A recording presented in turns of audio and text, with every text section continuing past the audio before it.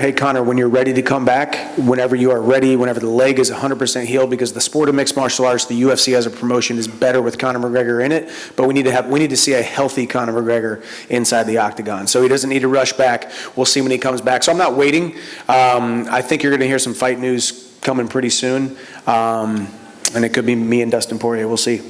Final one for me, Islam versus Charles. Who have you got in that one? Charles Oliveira. I think Charles Oliveira gets the job done. I think Islam, not that he's not great, not that he is not highly touted, not that he is not going to be a future champion, but there should be no reason why he should ever be a favorite in that fight against Charles Oliveira. What Charles Oliveira has done over the last couple fights, finishing everybody that he's fighting, is nothing short of amazing. The resurgence of Charles Oliveira's career from relatively unknown, somewhat up and down, can't be relied upon journeyman to now a legitimate #1 lightweight on the planet has been something to behold. So put some respect on Charles Oliveira's name. I think Charles Oliveira goes out there, and I honestly think he finishes him. Brilliant. Thanks for your time.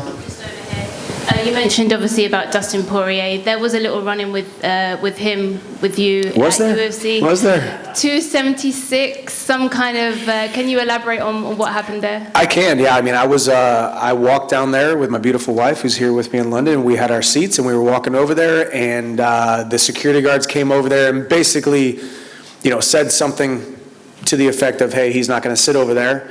And I thought, okay, that's interesting. And we walked over. All of a sudden, I heard some chirping, some very vile venom being spit in my direction. Didn't know if that was being thrown at me or not. I look over, and Dustin Poirier is pointing at me. So he obviously had a bone to pick with me that night. Dustin Poirier, it's no secret. He's made it very known that he's ready for a fight. He is thirsty, very, very thirsty for a fight. So he's looking for anybody and everybody to throw venom at. I was the target that night, and I was just trying to watch some fights with my wife. So if you think that's the way that you're going to get a fight with me, that's the absolute opposite way of getting a fight with me. I'm not here to be in physical altercations in a public forum, especially with my wife. So yeah, he was not happy with me that night. Does that make it personal at all? Nah. Maybe on your side, or even do you feel that maybe on his side? Yeah, maybe. I think there's a lot of confusion that can happen inside of mixed martial arts careers. It doesn't matter if you're the #1 guy in the world or the number 100th guy in the world. A lot of confusion can happen. In his mind, he's got some ill will toward me, if you will, and it's going to make it that much easier to knock him out whenever he oversteps, if he and I do step inside the octagon. But I have not lost 1 minute of sleep thinking about Dustin Poirier, and I'm going to keep on doing what I'm doing until a fight gets announced, and then I'm going to go out there and finish my next opponent and become the UFC champion next year. So if that fight is to go down, how do you see it playing out? It's going to be fun. It's going to be fun for you guys. It's going to be fun for me. It's going to be not fun for my wife. But I do think he and I are cut from the same cloth. It doesn't matter if all personal attacks aside, all personal vendettas aside. I respect him. He respects me. That's the foundation by which we build on. That's the foundation by which that cage door closes, and we go out there and we compete. He's one of the best in the world. I'm one of the best in the world. I believe I'm going to be world champion. He believes he still can be world champion. Although I believe that more than he does, because he's talked about going up to 170. He's talked about retiring. He's said those words. I've not said those words one second. So the UFC goal will be mine. If Dustin Poirier is next to get to that, so be it.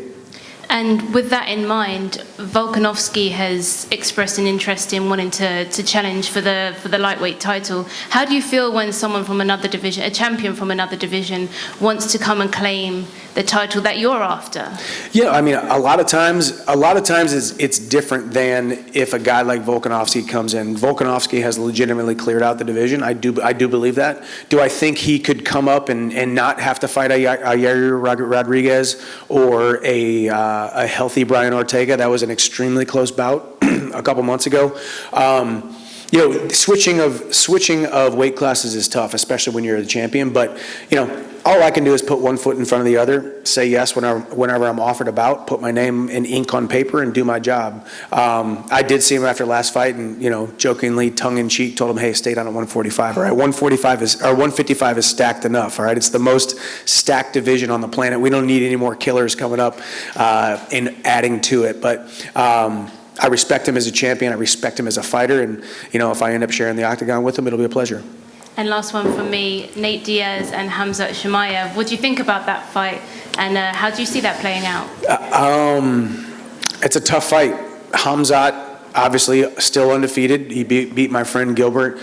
Very tough, very, very close fight.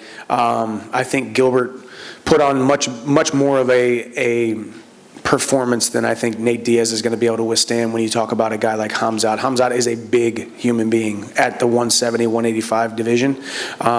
So I think Diaz is going to be outmatched in pretty much every aspect of the game, but Nate Diaz is a gangster in every sense of the word, and it'll be fun. I'll be tuning in. But I do think Khamzat gets his hand raised that night.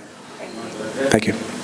When something like the Dustin thing happens, does that actually fire you up more, or does it make you more roll your eyes and sort of think, oh, I don't even want to engage with this? Completely roll my eyes. I mean, I didn't even really want to fight him from the very beginning. I honestly thought Beneil Dariush being on the fight, the win streak that he was having, he was in a number one contender fight with him and Islam before he got injured. That was the fight that I thought that I would like to have to get me more toward the title than a guy like Dustin, who is talking about retiring. Might have 1 foot out the door. He's talking about going up to 170. He's got 1 foot out the door at 155. Does he still have that itch that we all have? We all want to be champion. He's just maybe trying to collect a paycheck. We don't know. But yeah, it was definite eye rolling. It was definite.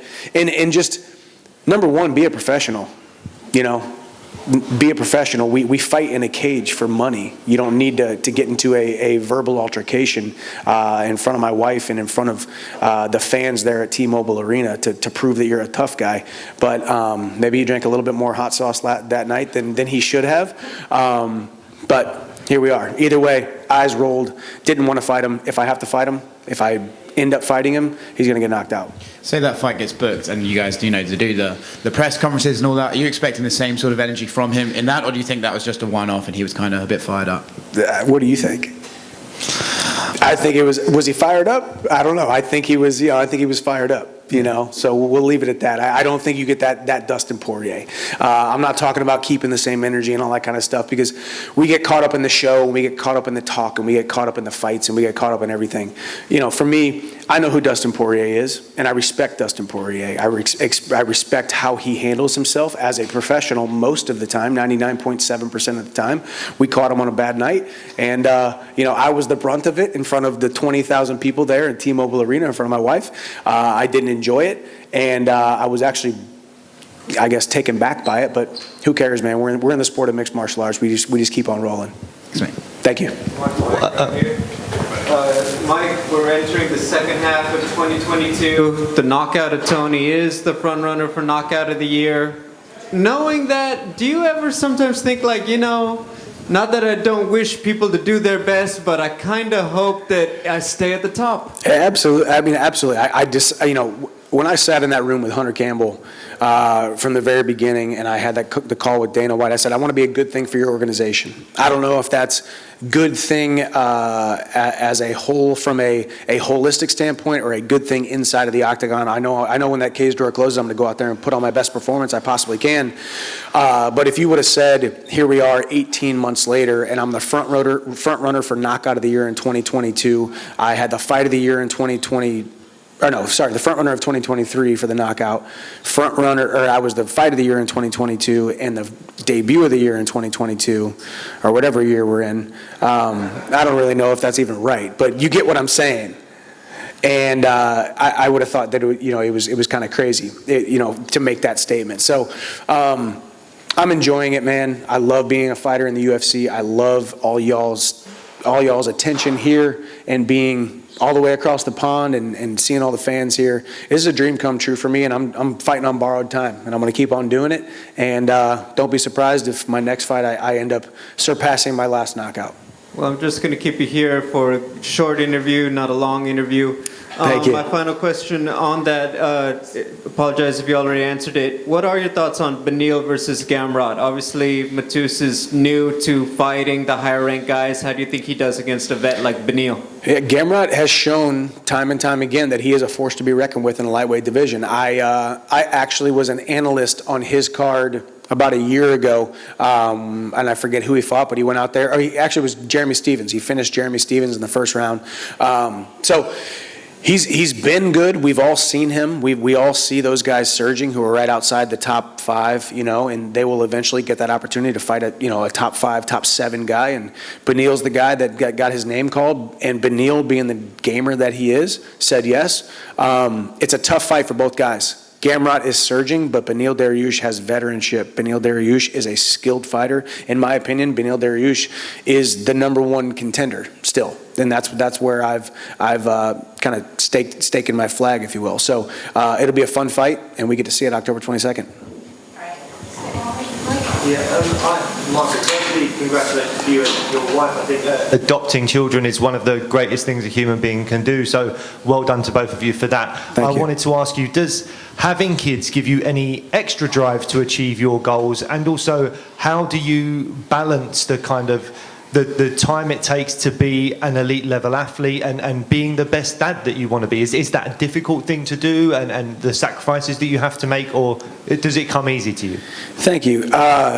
Well, #1, yeah, thank you for that sentiment. I mean, I will still remain firm that me and my wife are more blessed than our 2 sons, big time. That's the blessing that we get every single day when we wake up to see those heartbeats every day is absolutely amazing. So it's not easy. My wife is a hard-charging doctor out there crushing it, trying to create a life that she always imagined for herself and crushing her goals. And I'm over here doing this on a microphone and fighting in the cage for you guys and the fans, trying to see through to this vision that God put on my heart 20 years ago. And it's hard at times. It absolutely is hard at times, but just realizing that there never will be a perfect balance is the freedom that you need. If you really want to be great at something, there never will be balance. You will wake up in the morning feeling like a failure, and you will go to bed at night feeling like a failure when it comes to balance, because there is no true balance. All you can do is make the best decision that you can with the information that you have at that exact moment. And my wife and I do a pretty good job of that. She gives me the leeway to be selfish when I go into training camps, and I give her the leeway to be selfish when she needs to go chase after her career goals, and we give each other the leeway when we need to be mother, when we need to be father, when we need to take our sons on dates and take care of them and do all that kind of stuff. So it's a big, delicate dance that can never, ever be mastered. And as soon as you realize that you can never master it, you can give yourself the freedom to just live and do the best that you possibly can. That's a phenomenal answer. Thank you very much. Thank you.